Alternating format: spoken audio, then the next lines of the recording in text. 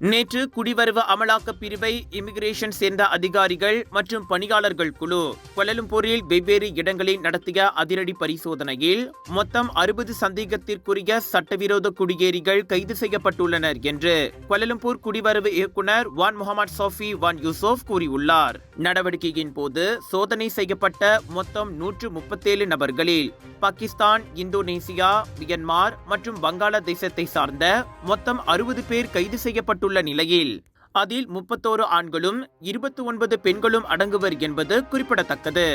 இந்த பரிசோதனைகள் கோலாலம்பூர் ஜலான் சிராஸ், சவுக்கிட் அருகே உள்ள ஜலான் ராஜா லாவோட் மற்றும் பசார்பூடு அருகே உள்ள ஜலான் யூவில் மேற்கொள்ளப்பட்டுள்ளன.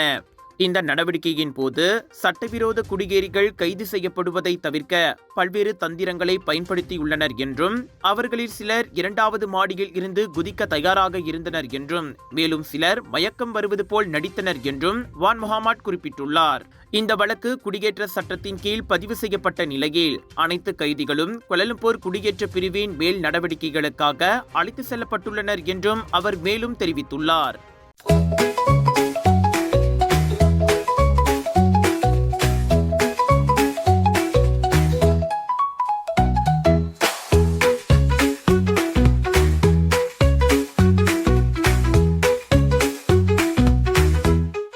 டாக்டர் அப்பாராவ் சன்னாசையின் த ரப்பர் எஸ்டேட் பாய், பால்வெட்டியின் மகன், பல்கலைக்கழக விரிவுரையாளரான சுயசரிதை.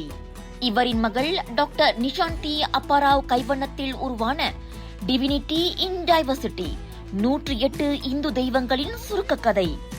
தந்தை மகள் படித்திருக்கும் இந்த சிறப்புமிகு நூல்களை உடனே வாங்கி படியுங்கள்.